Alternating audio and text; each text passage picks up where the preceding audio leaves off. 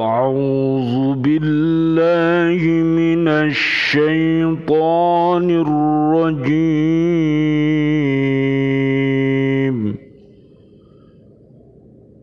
بسم الله الرحمن الرحيم.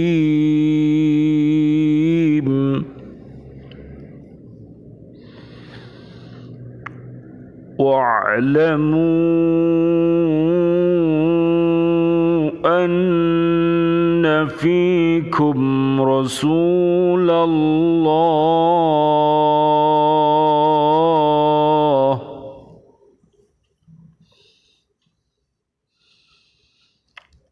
لو يطيعكم في كثير من الأمر لعنتم ولكن الله حبب إليكم الإيمان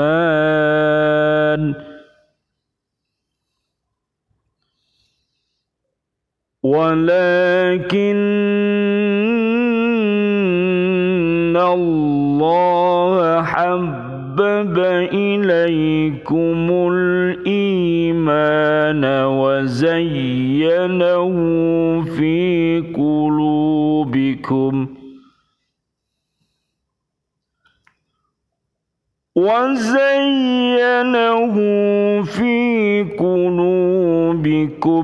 وكره إليكم الكفر والفسوق والعصيان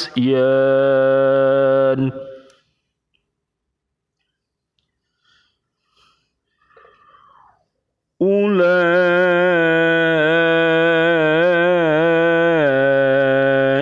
هم الراشدون فضلا من الله ونعمه والله عليم حكيم.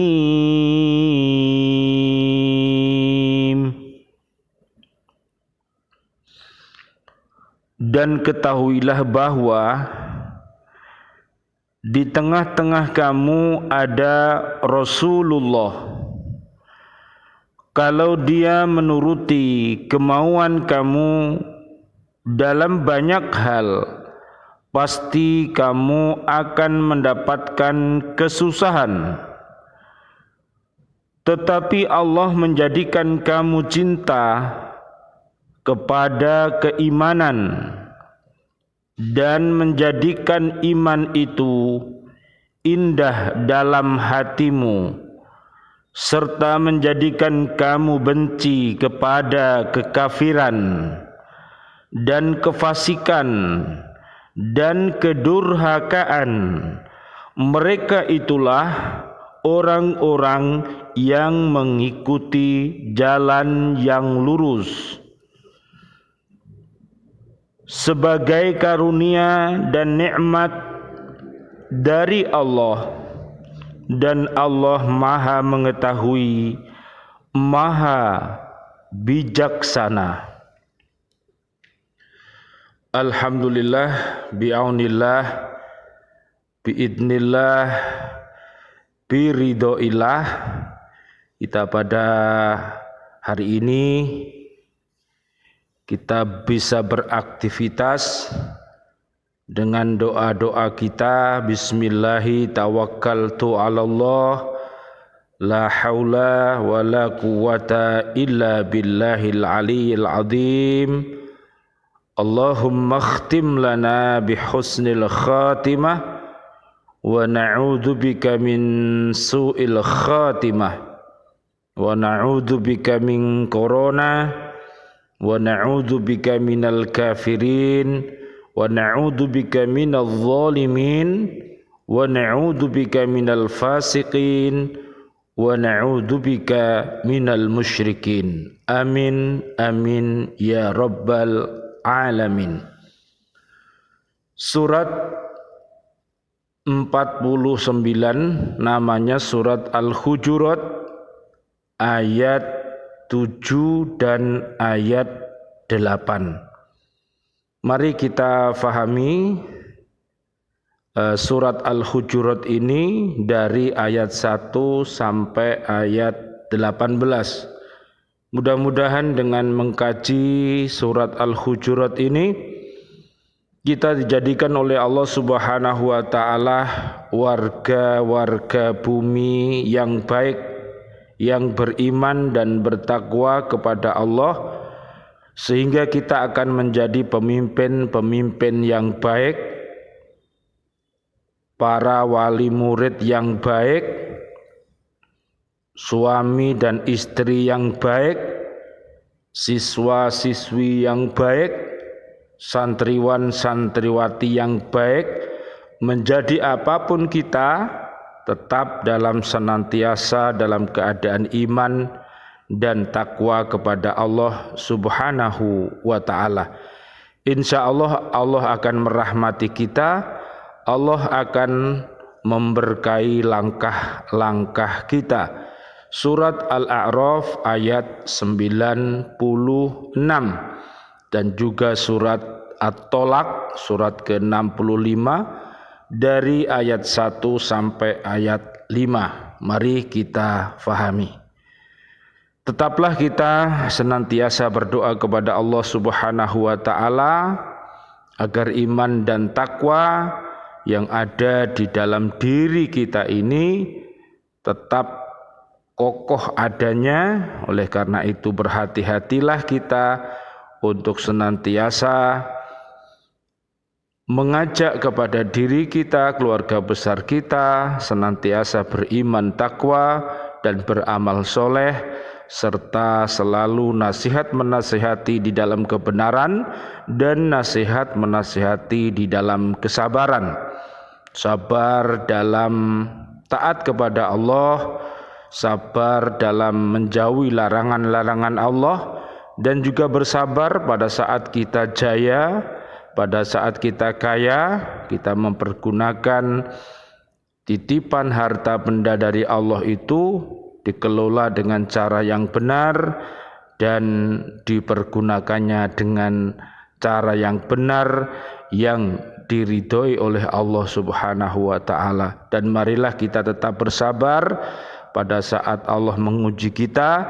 Mungkin kita dalam keadaan sakit ataupun dalam kekurangan dan lain sebagainya, marilah kita tetap berhusnudon kepada Allah. Allah pasti menolong kita semua, orang-orang yang beriman dan takwa. Dan doa kita kepada seluruh umat yang masih hatinya mati, mudah-mudahan mendapatkan hidayah al-Islam sehingga hati yang mati itu bisa hidup dan berguna lagi. Dan marilah kita berdoa kepada Allah, mudah-mudahan umat yang hatinya sakit, Allah Subhanahu wa ta'ala menyembuhkannya, yang dengan cara menghindari perbuatan-perbuatan keji dan perbuatan-perbuatan mungkar yang dilakukannya. Hindarkan diri kita apabila kita masih berkata-kata yang dusta, mengingkari janji-janjinya, dan juga berkhianat pada saat diberikan amanat. Hendaknya kita merubahnya dengan berkata-kata yang jujur dan menepati janji-janjinya dan amanah atas amanah-amanah yang diberikannya. Mudah-mudahan Allah Subhanahu wa ta'ala senantiasa memberikan perlindungan dan pertolongannya kepada kita. Surat Al-Hujurat ayat 7. Allah Subhanahu wa ta'ala menjelaskan bahwa Rasulullah Muhammad sallallahu alaihi wasallam ketika berada di tengah-tengah kaum mukminin sepatutnya dihormati dan diikuti semua petunjuknya, karena lebih mengetahui kemaslahatan umatnya. Nabi Muhammad sallallahu alaihi wasallam lebih utama bagi orang-orang mukmin dari diri mereka sendiri, sebagaimana Allah Subhanahu wa taala berfirman, "An-nabiyyu aula bil mu'minina min anfusihim wa azwajuhu ummahatuhum." Nabi itu lebih utama bagi orang-orang mukmin dibandingkan diri mereka sendiri. Surat Al-Ahzab ayat 6. Karena Nabi Muhammad sallallahu alaihi wasallam selalu berada dalam bimbingan wahyu ilahi, maka beliau yang berada di tengah-tengah para sahabat itu sepatutnya dijadikan teladan dalam segala aspek kehidupan dan aspek kemasyarakatan. Seandainya beliau menuruti kemauan para sahabat dalam memecahkan persoalan hidup, niscaya mereka akan menemui berbagai kesulitan dan kemudorotan seperti dalam peristiwa Al-Walid bin Uqbah. Seandainya Nabi Muhammad sallallahu alaihi wasallam menerima berita bohong tentang Bani Al-Mustalik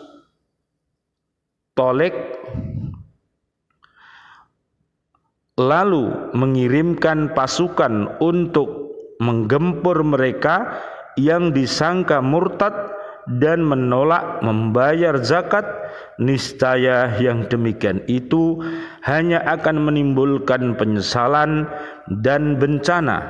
Akan tetapi sebaliknya, dengan kebijaksanaan dan bimbingan Rasulullah sallallahu alaihi wasallam, Allahumma shalli wa sallim alaihi, yang berada di tengah-tengah para sahabat, mereka dijadikan oleh Allah mencintai keimanan dan menjadikan iman itu indah dalam hati-hati mereka dan menjadikan mereka benci kepada kekafiran, kefasikan dan kedurhakaan. Karena iman yang sempurna itu terdiri dari pengakuan dengan lisan, membenarkan dengan hati, dan beramal soleh dengan anggota tubuh, maka kebencian terhadap kekafiran berlawanan dengan kecintaan kepada keimanan. Menjadikan iman itu indah dalam hati adalah paralel dengan membenarkan atau tasdik dalam hati, dan benci kepada kedurhakaan itu paralel dengan mengadakan amal soleh. Orang yang demikian itu adalah orang-orang yang mendapat petunjuk dan mengikuti jalan yang lurus yang langsung menuju kepada keridhaan Allah Subhanahu wa ta'ala. Bisa dibaca dalam surat Al-Baqarah ayat 207 sampai 208. Karunia dan anugerah itu semata-mata kemurahan dari Allah Subhanahu wa ta'ala dan merupakan nikmat darinya. Allah Maha mengetahui siapa yang berhak menerima petunjuk dan siapa yang terkena kesesatan, dan Allah